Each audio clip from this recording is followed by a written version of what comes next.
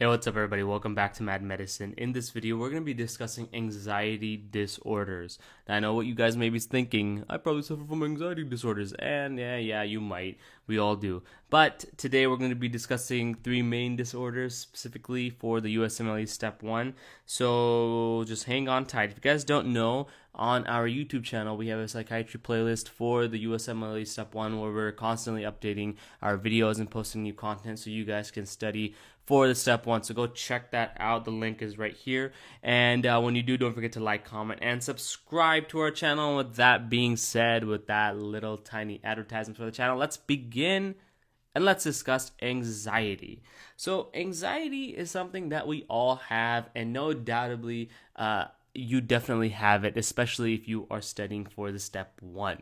Anxiety is a feeling of intense, excessive, and persistent worry and fear about everyday situations. And in this feeling, in this worry and this fear, you end up having a lot of physiologic manifestations. Remember, our emotions are very closely tied to our physiology and to our physical well-being. And when you feel anxious, you're going to realize that your heart starts beating really fast. You start breathing really fast. You start sweating and you get really tired. And that happens a lot with people who suffer from anxiety disorders specifically, and that can be very detrimental to their health and to their mental and physical well-being. So they're going to suffer from tachycardia, tachypnea, diaphoresis, and they're also going to be fatigued.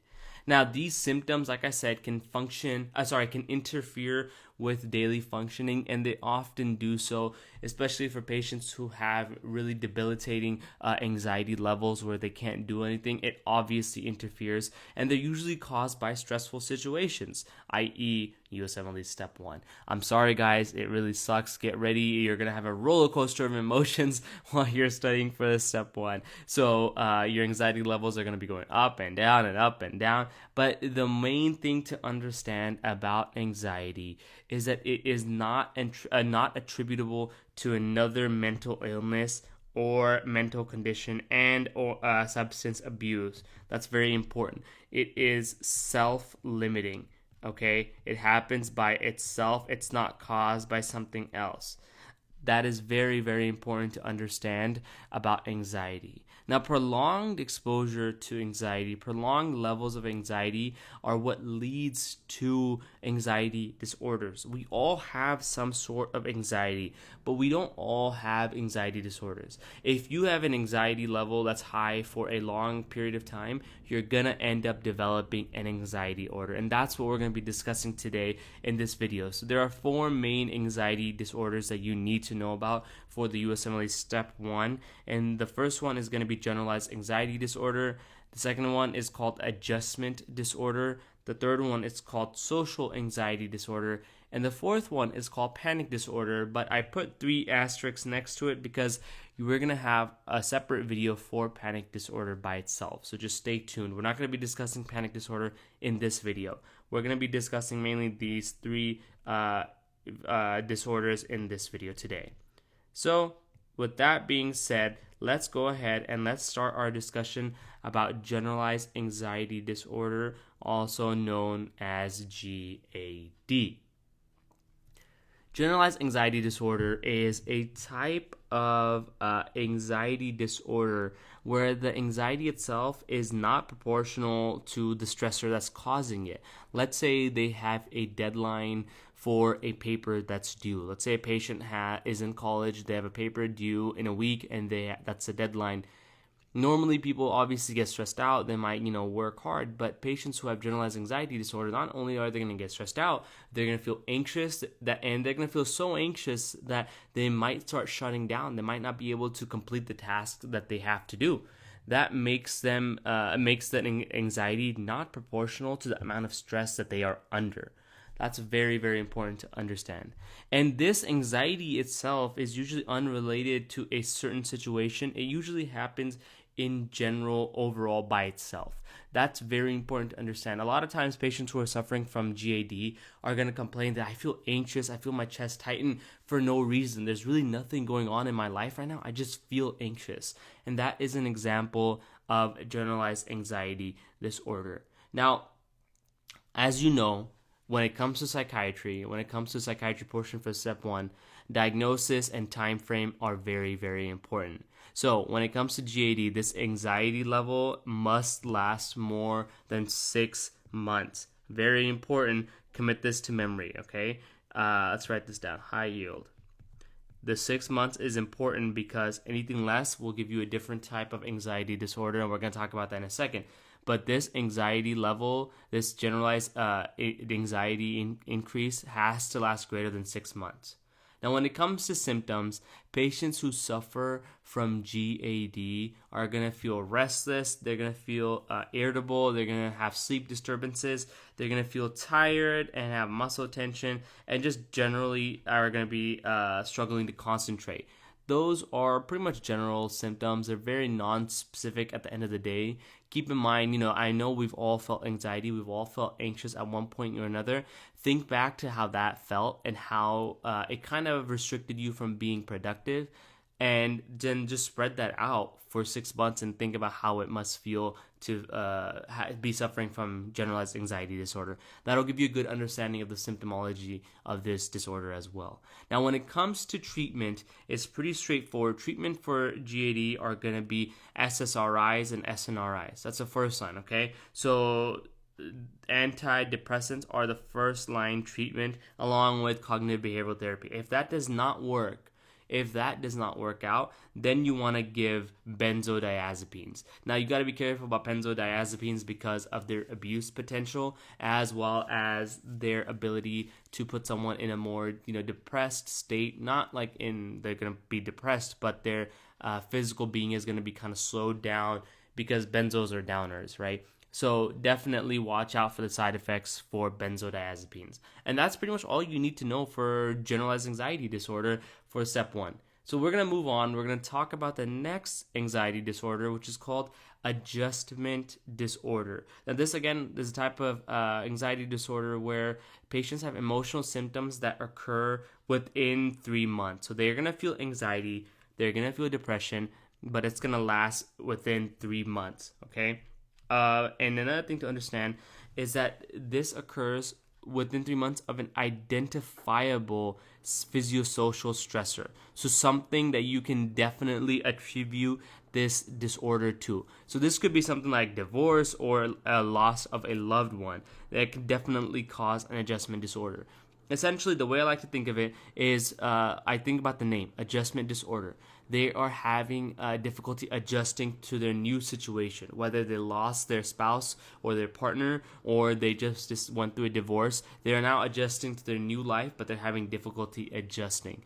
A lot of times, adjustment disorders might present along with grief, feelings of grief too, especially if they've lost someone. So keep that in mind. But the 3-month time frame is very important. If they feel anxiety within 3 months, that is an adjustment disorder. Anything that ends up more is going to be other types of issues. Now, this anxiety itself is going to be related to the specific situation. Remember, in GAD, it was unrelated. So I'm going to write that down for you guys. So GAD, the anxiety was unrelated to anything. In adjustment disorder, it is related. It is connected to something that happened in their lives that changed their living situation.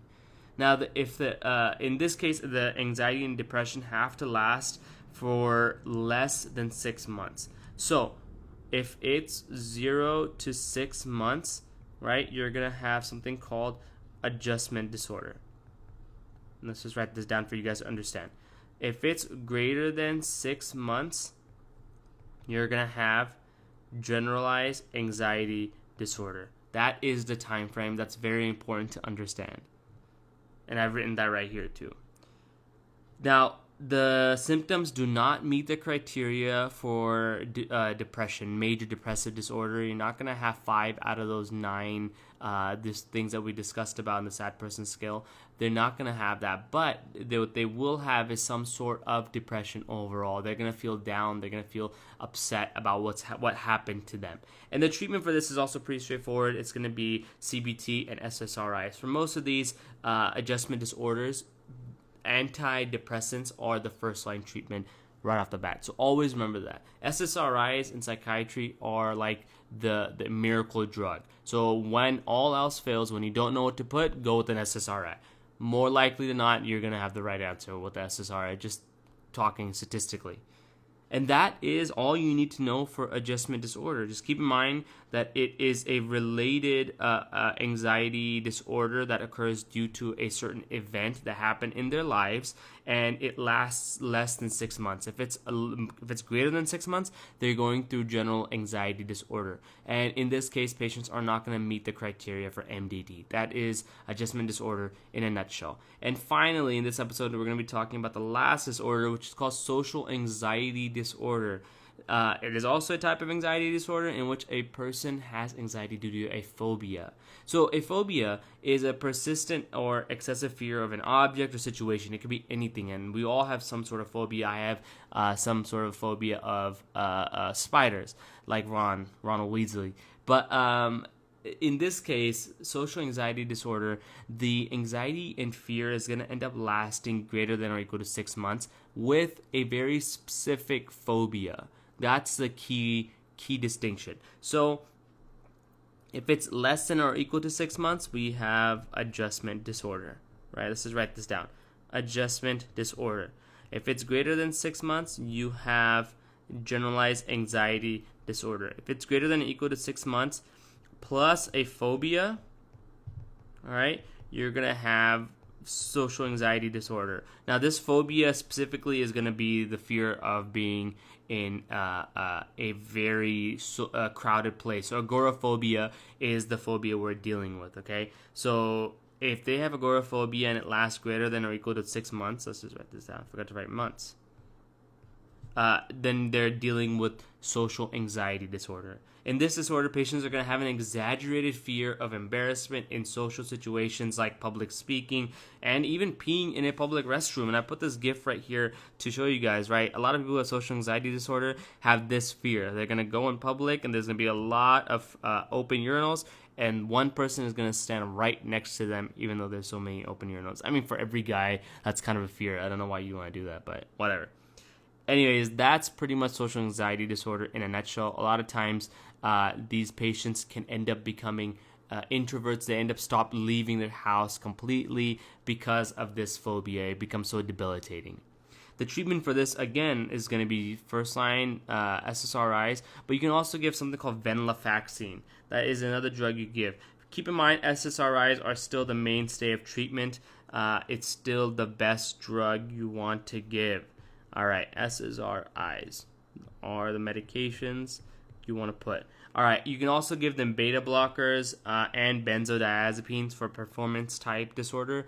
But the main thing you want to understand is that this can cause other side effects. Markedly, the beta blocker can cause decrease in contractility, and benzos can cause depressed state of mind, as well as abuse potential for benzos are pretty high. So you want to be careful when administering or when prescribing these drugs to treat social anxiety disorder.